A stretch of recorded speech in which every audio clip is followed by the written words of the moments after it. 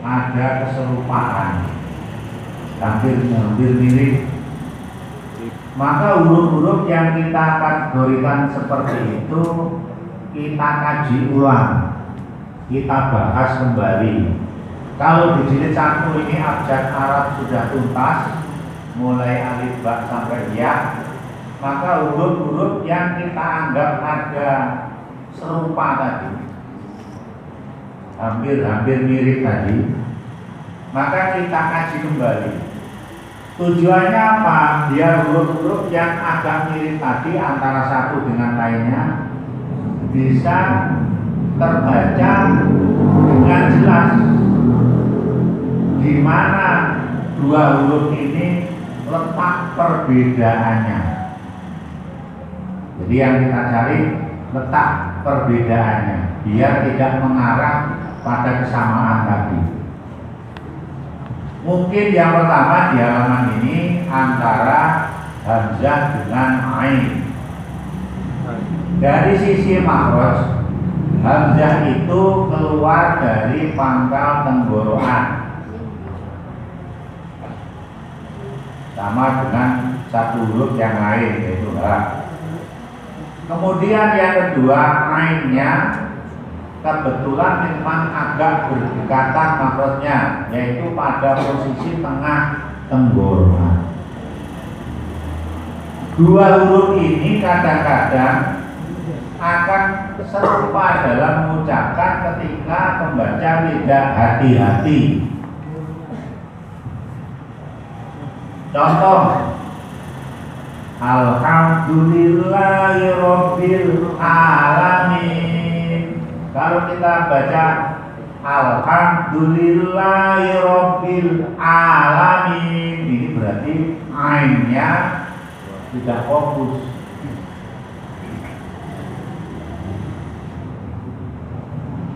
Karena apa? Mungkin dari sisi makhrajnya kurang tepat, ditambah lagi sifatnya. Jadi harus hati-hati. Jadi perbedaan itu harus kita lihat dari mana tempat keluarnya, kemudian ada sifat-sifat tertentu yang tidak sama, itu yang menjadi pembeda.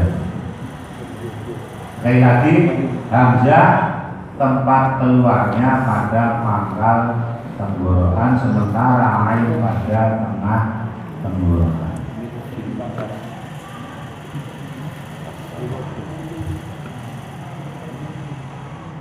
Kita coba bersama-sama. Ai uba, ai uba, ai uba, ai uba, ai uba, ai uba, ai uba, ai uba. Bersama. Ai uba, ai uba, ai uba, ai uba, ai uba, ai uba, ai uba, ai uba. Ya kira-kira seperti itulah. Kemudian kalau perlu ya kita ambil satu-satu. Yang depan A,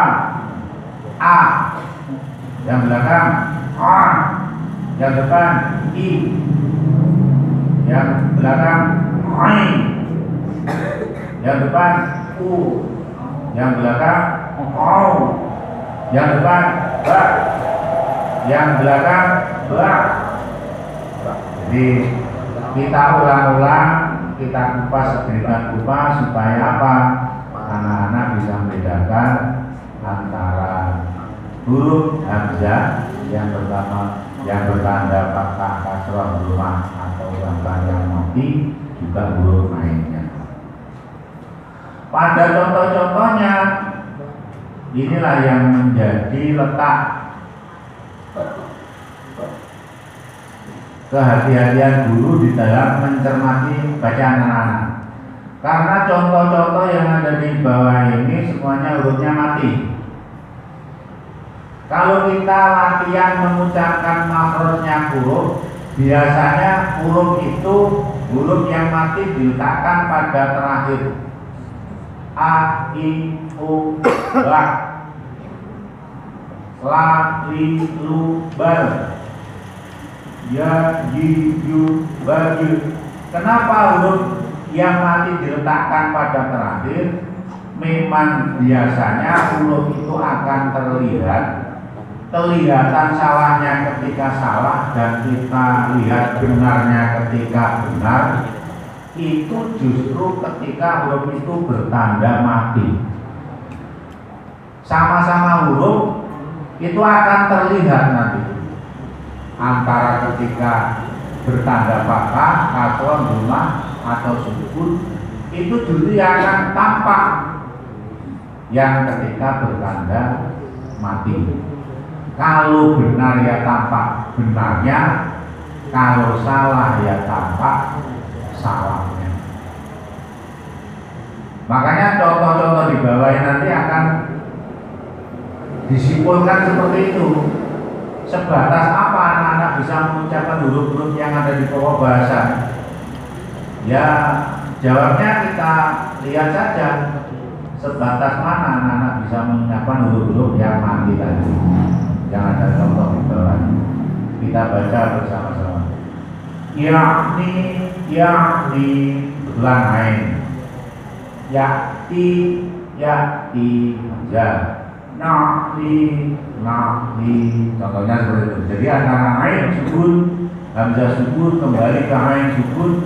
Inilah yang menjadi perhatian kita pada bacaan anak-anak, yang menjadi fokus perhatian kita. Kita baca bersama-sama. 1, 2, 3. Yakni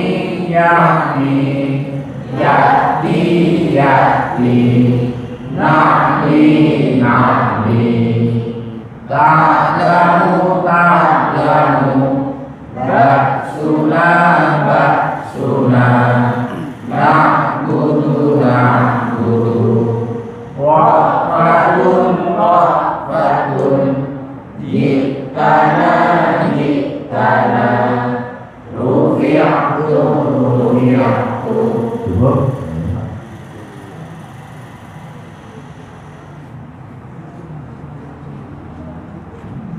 Saya itu punya guru, kalau latihan mengucapkan huruf ain itu jarinya tangan ini harus dimasukkan ke mulut dulu, 3 jari. Kalau sudah biasa masuk lancar, tambah 1 jari, jadi 4.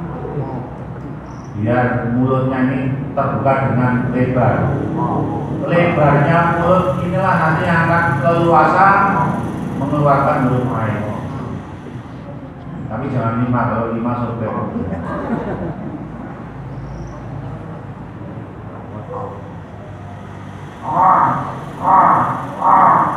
Ya pertama seperti itu.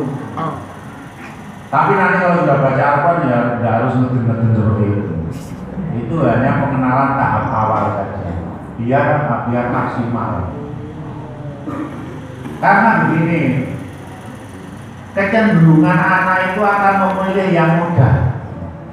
Jadi kalau anak itu mengucapkan ain seperti hamzah, kemudian tidak kita betulkan, ya selamanya akan kabur seperti itu. Karena anak ini akan memilih kecenderungannya pada yang mudah-mudah saja. Guru harus sering. Gimana qofnya? Ayo hati-hati qofnya. Ainnya gimana kemarin ainnya? Shinnya gimana? Dewes-dewesnya. Nah, ini harus sering kita ingatkan. Terutama huruf-huruf yang kita anggap sulit tadi. Ada qaf, shin, wa, ain. Huruf-huruf intibah, soto, go, tambah istilah. Itu huruf-huruf yang memang tingkat kesulitannya itu agak tinggi.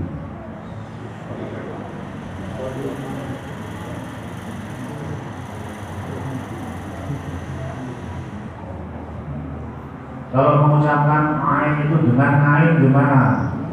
Alhamdulillahirabbil alamin. Kadang ada. Ya kita sepakat dari dulu pokoknya tidak boleh menyalahkan. Jadi kita harus membaca sesuai dengan ya yang kita yakini benar. Yang kedua di TPK itu harus ada keseragaman, termasuk dalam memperjuangkan kebenaran mengucapkan huruf tadi. Sampai sekarang ini menyebut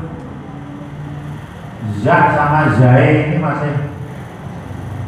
masih banyak perbedaan. Ya kalau di TPK ya harus sepakat mana yang dipilih, zai atau za. Karena anak-anak ini butuh apa ya, penyelesaian.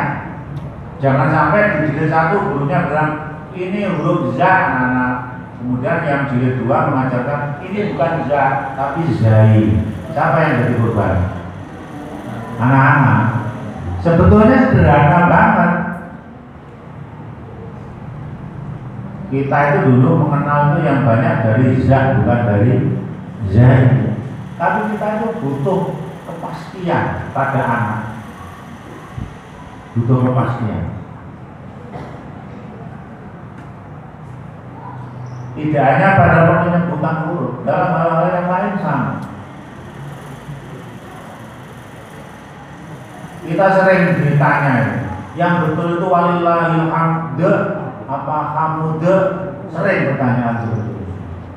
Nah, kita harus tegas. Artinya apa? Ya kita milih. Kalau kita pakai waqaf taskin, yang mewakafkan memberhentikan dengan cara mematikan huruf terakhir yang masih hidup. Walillahil hamd, ya harus gitu. Hurufnya dal, kemudian mati mendatang karena berhenti, maka kol-kolannya kol-kolah kubro. Kalau kita walillahil hamd, kalau kita baca hamd, kemudian apa? Huruf dal yang bertanda doma itu domanya kita alihkan ke huruf sebelumnya, katanya dinakol. Jadi walillahil hamd. Kalau kita menjelaskan pada anak-anak prakteknya seperti itu, ya gurunya harus tanggung jawab.